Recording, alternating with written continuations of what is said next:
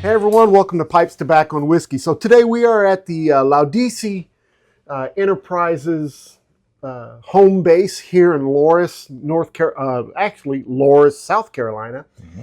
And we are here with Master Blender of Cornell and Deal, Mr. Jeremy Reeves. Jeremy, thank you for sitting with us today and the tour that you gave us. That was absolutely wonderful. Oh, that's awesome. Yeah, we enjoyed that a lot. Big question that we have in the community right now is, with the passing of Mark Ryan and with the addition of the Suge Periques being developed in Laos, in Asia, what is the future of the Perique industry, particularly that of it, Perique being processed here in the States? Because that is an indigenous product to Americas, isn't it? Yes, that is. So the Perique that is grown in St. James Parish, the farmers have been using the same seed for as long as Cajuns have been down there, and the seed that they started using was seed that they traded with the Native Americans in that region for, who were making Perique before the Cajuns came. So, the seed that has been grown down there traces its lineage all the way back to before the Acadian settlers came and even learned what Perique was. We have no idea how long the Choctaw and Chickasaw were doing this. Even before that, yeah. Yeah. Can you tell us a little bit about the Perique process before we jump into the discussion? Sure.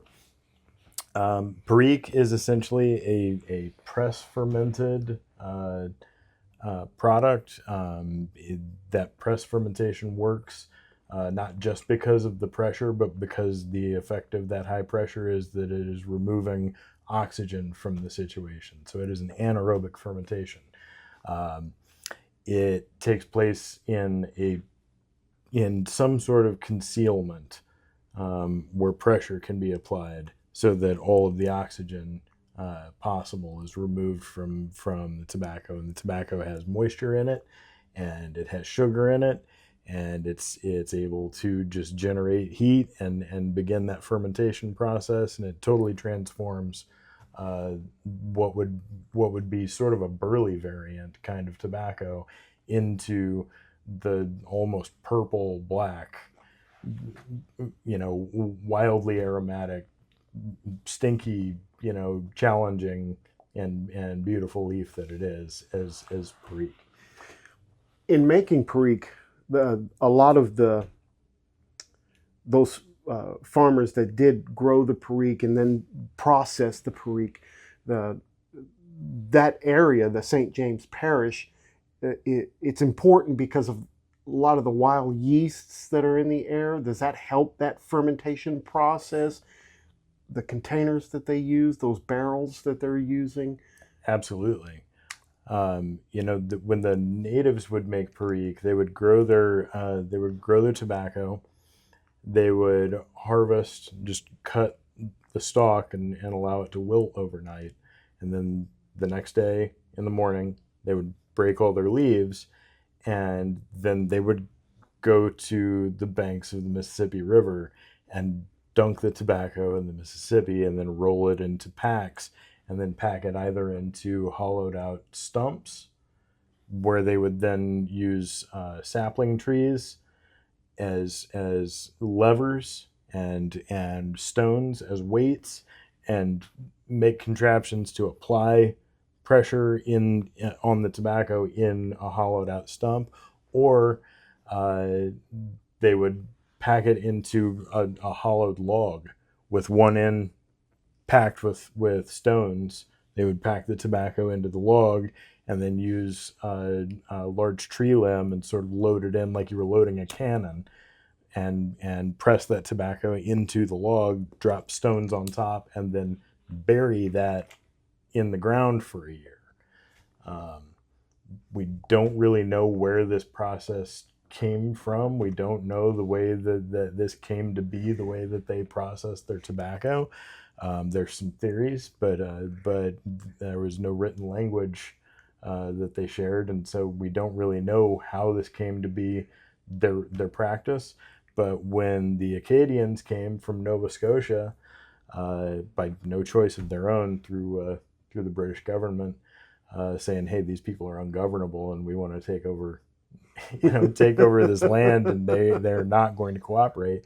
The Acadians were dropped off in this area that we now know as St. James Parish, just west of New Orleans, and observed this crazy black tobacco that the natives were smoking, and the crazy aroma that it had, and they'd never seen anything like it, and that became something first that they were trading with tradesmen that would come through on the Mississippi, and then eventually a Cajun by the name of Pierre Chenet started trading with the natives, trading vegetables and things that he'd grown on his farm, first for their seed and then for steps and understanding of their process along the way. And then he began figuring out how to basically industrialize and standardize that process. And so rather than using rocks and hollowed logs or stumps, using barrels. First agricultural barrels, and then they found the barrels that had a distillate of some kind in them worked better. Mm-hmm. And then using first levers and pulleys to apply weight, or standardized ballast stones, and then eventually screw jacks and railroad ties. So the Chenet, that's kind of where your blend, the Chenet, that Chenet's blend. Chenet's cake is named for Pierre Chenet. Yeah. Okay. Yep. All right. Interesting. Learn a little history here. That's nice. Okay. So that gives us a nice background of how Perique came about. And we've talked before about how Mark Ryan got into the business of Perique back, in the 80s, I guess it was? No, he purchased Pochet in 2005. Okay, so that's a lot sooner than I thought, but still 20 years ago. Mm-hmm. And pretty much saved that specific blend or that type of tobacco. Absolutely.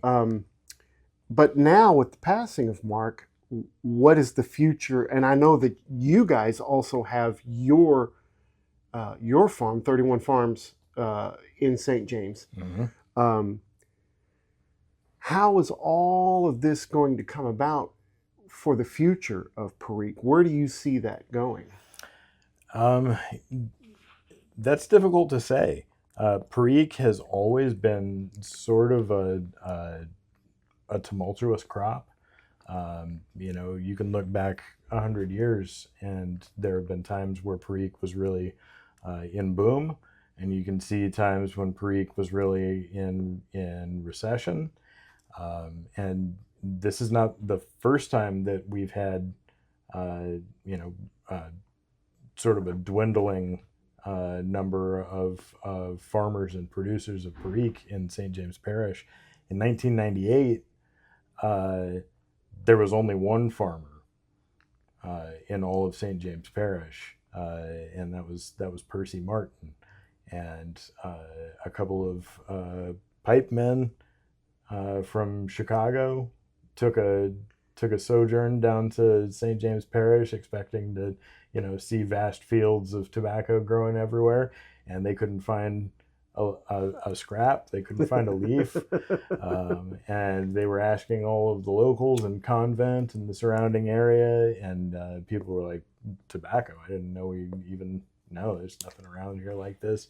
They went to a cafe and asked an older gentleman if he knew of anyone who grew Perique, and he said, "There's one guy," and he gave them sort of ramshackle, like locals style directions, turn at the tree or whatever, yeah. to Percy's farm. And out of that became they became tobacco brokers overnight. Basically, they took samples from Percy of Perique that he had produced and started mailing them around to every tobacco company they could find, trying to get someone to purchase from him. At that time, L.A. Pochet was there, but they were not using any St. James Parish Perique in the Perique product that they were making. It was entirely imported leaf, because, as I understand it, Alistair Pochet and Percy Martin did not get along. So you had one guy growing it, you had one guy processing it, and they weren't friends. That can be a tough business partnership. Yes. So then in 2005, Pochet was purchased by Mark Ryan, and so he was able to sort of reinvigorate the farming community down there, and convince experienced Perique farmers to come back growing again, and basically they would sell him raw leaf. Essentially, it had just cured, and that was it. And then he was processing it in barrels, and then Percy Martin had continued on and had secured an exclusive contract with Santa Fe. So at that time, you only had a handful of farmers, and one of them was exclusive to Santa Fe Tobacco Company, and all the others would sell some of their tobacco to Mark, and he would make Perique. But now we find ourselves again in a situation where there are two Perique farmers, the Russells, who are our partners, 31 Farms, and then another farmer that has secured the Santa Fe contract. And so those are the only two farmers growing Perique in St. James Parish now. So, but as far as the manufacturing end of it goes, do you know what the future of the Pochet is going to be? I don't know. That is my understanding is that Mark's family is running Pochet now, and as I understand it, they are not producing any Perique tobacco for sale to any manufacturers. Yeah, you had mentioned that they're kind of sticking with the lines of the dark fired. That's what I'd understood, but I'm not involved. Right. So this is just what I've understood. So can you tell us a little bit about the story of 31 Farms and how it became your sole provider for Perique? Sure. So 31 Farms had previously been growing Perique and processing some of it to sell to Percy. They also sold some cured leaf to Mark, but Derek and Ricky, I met them through happenstance, and we explored the idea of sort of a business partnership where we could help them grow their farm, and that they could help supply us as we were growing and in need of increasing volumes of Perique every year. It was becoming difficult for me to plan for production for the following year, not knowing what availability or what quality of Perique we would have available to us. And so I basically went looking for someone who I could work with to dial in what we were looking for in a Perique product, and to work with us on our needs in terms of supply. And so it was sort of a long, growing Perique is not just as simple as planting it, harvesting it, and curing it. You have this whole other years long relationship with that tobacco as you're continuing to work it in the barrel. And there's all sorts of things that can go wrong just in a growing season, let alone all sorts of things that can go wrong once it's out of sight and under pressure in the barrel. And so uh, finding somebody that is going to be exclusive to you and that you're going to be exclusive to was something that really took some time for us to feel each other out and come to terms, and that's how that came about. It is for the longest time, and we talked about this earlier. St. James Perique was not truly 100% St. James Perique. It was a blend. Sure. So in the 70s, you had a couple of different processors that were around, and actually before that. So there was, I'm going to rack my brain here for a second. There was Guglielmo. There were a branch of the Roussel family that were processing Perique, and then you had Le Pochet. And Guglielmo had a location in St. James Parish, but also in Baton Rouge. Guglielmo and the Roussels only worked with locally grown crop, and at that time there were about 200 farmers growing Perique. Pochet worked with some local leaf and then relied on imported leaf from either Canada or Tennessee or Kentucky as the main portion of the Perique that they were producing. So through Guglielmo and through the Roussels in the 60s and 70s, there were options for pure St. James Perique available. But primarily those were an export product, and you saw those products being used in Germany and in England.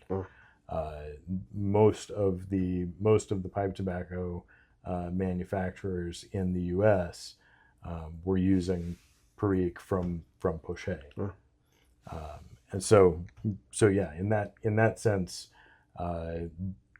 a lot of what we think of as being Perique has not been 100% purely the Perique that the natives were growing, that the Cajuns sort of inherited, so to speak. As far as the pipe world is concerned, that's correct. Yeah. But you did see more St. James Parish pure product being used in imported tobaccos coming from England and coming from Germany. So, but 31 Farms, that's purely... We don't use any import leaf. Everything that they are fermenting in the barrel is tobacco they grew on their farm, and it is directly across from the Mississippi. So when they do turns, which is the process of every few months, removing all of the Perique from a barrel and allowing it to air, so that it is sort of recharged to go back into the barrel for another intensive anaerobic fermentation round. The proximity to the river, I believe, has a lot to do with sort of the things that are infused into that tobacco during those aeration times, and during the growing season right there. And in the alluvial soil, because that river that's coming up underneath the farm. Right. And so you've got replenishment of nutrients coming directly from all the things happening in that river that is just seeping into the farmland along the banks. But all of those things, I think, contribute to the unique qualities that we associate with Perique. And there are Perique adjacent products, and Perique is not the only product that ferments anaerobically. It's not the only tobacco that goes through a similar sort of fermentation process in some ways.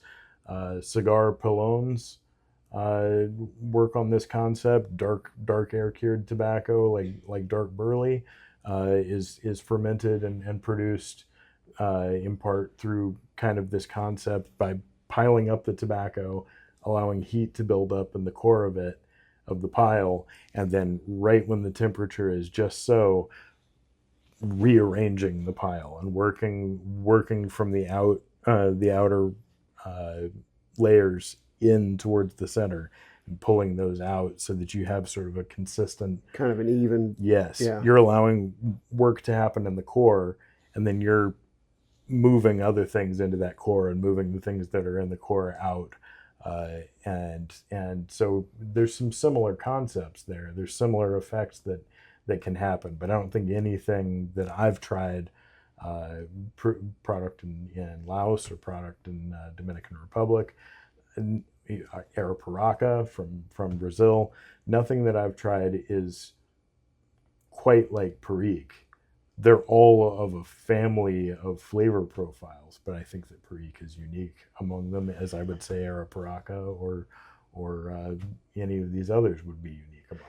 So you've tried the Perique that's grown in Laos. I have. What are your thoughts? So I didn't even know about this project, except through sort of rumor and hearsay, and I recently was gifted a sample, and so yeah, I think it's very interesting. It, to me, is different from St. James Perique, but it's very nice. It's got an interesting aroma and a tart flavor that I think is pleasant. But I do find it different from the Perique that we purchased from 31 Farms. Do you think that Perique is geared towards that audience over maybe an Asian market or a Middle Eastern market? I don't know. I don't honestly know enough about the project to speak to it more than the product that I've seen example of. That's real interesting. I mean, and it's very possible that 31 Farms may be the only American producing Perique in a few years, in years to come. That is a possibility. It's not one that I relish considering, but that is certainly a possible scenario. Well, that's interesting. In all of your C&D products and the products that C&D make, like Low Country blends and others, you're using all 31 Farms. That's correct. We don't use Perique from any other source. Yeah. Well, that helps keep the consistency too. Absolutely. In the flavor profiles of your blends. That's really something to consider about the future of Perique, how that's going to affect all these other blends that people have grown to love, Mm-hmm. that do contain Perique. Particularly those that are made in Germany. Kohlhaas and Kopp and those types. Do you know where they source their Perique? I don't.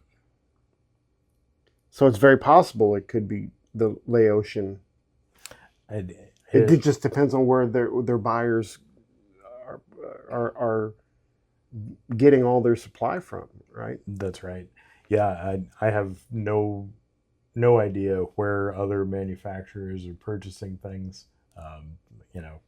I'm pretty much nose to the grindstone on C&D stuff. Yeah. So the things that I know about are things that C&D has worked closely with. Some of the blends that are really popular that contain Perique for C&D, can you name off a couple of those that people can try and get a really idea or an understanding of what 31 Farms are producing for you? Absolutely. I would recommend people try Bayou Morning or Bayou Morning Flake. Is a really good example of a very Perique forward blend. If you really like Perique, the blend you mentioned earlier, Chenaise Cake, Yeah. it is a very stout, very powerful Perique and Virginia blend. Perique is almost the majority of the blend, and it's pressed into a crumble cake. It's very, very rich. But I think it's a wonderful expression of Perique, and there's some nice Virginias there to add some sweetness to the mix. Other blends that are maybe less powerful in Perique, but I think still showcase sort of its the ways that it can be like a chameleon in a blend. Innsmouth, which is a really nice Virginia and Catarini and Perique blend, or Sunday Picnic. That's one of my favorites. So, and yeah, there again, you've got a more moderate application of Perique there. Yeah, I find that Perique content in a blend, for me, I like it where it's just hints of that flavor profile rather than, a really heavy dose of that. I don't know what the percentage in Sunday Picnic of Perique that is, but it's roughly 12%. That's right in my ballpark. That's right there. Anywhere between 8 and 12% is what I really enjoy. Anything else that you'd like to share with us that not necessarily just pertaining to Perique, but things that might be coming up, some projects that are coming about for C&D? Well, keep your eyes peeled for Carolina Red Flake with Perique. That'll be coming out soon. We've also got a couple of other, sort of tricks up our sleeve. There's always something new at C&D. The remaining part of the year, and one in particular that is Perique related that I'm really excited about. Nice. We did find out, guys, that they just dropped they're making a batch of We Three Kings. I know a lot of people were hoping to be able to grab a hold of some of that, and it sold out pretty quickly. Way faster than we anticipated. Way faster than we anticipated. So thank you. But yeah, we do have more coming. Nice. Yeah, it'll be up probably within the month, I bet. If it should be faster. Yeah, nice. Okay, guys. Well, Jeremy, thank you again. We really do appreciate you sitting down. I appreciate you coming and talking. Guys, I hope you enjoyed this. If you have any questions, please make sure that you list those underneath the description in the comment section, and we definitely will get back with Jeremy and find out the answers to any of your questions. And Jeremy, you've always been very, very kind and very open with everything that we've asked. So I don't expect anything different. I mean, I'm sure that you'll come through and answer all of our questions. So I'll do my best. And Jeremy will be at the. Are you going to Vegas? The Vegas show? Yeah, I'll definitely be at Vegas. Is that the next show for you guys? Wish we could get you down at Texas. That would be really nice. Yeah, that is a show that I've heard a lot about and that I haven't made it down to yet. Well, it's growing. It's growing. It started off pretty humble, but it's getting to be a big one-day show. So cool. Yeah, that's awesome. All right, guys. Well, again, thank you for watching. We sure hope you enjoyed this. Don't forget, make all your piping moments count. We'll see you next time. Have a great week. Bye-bye.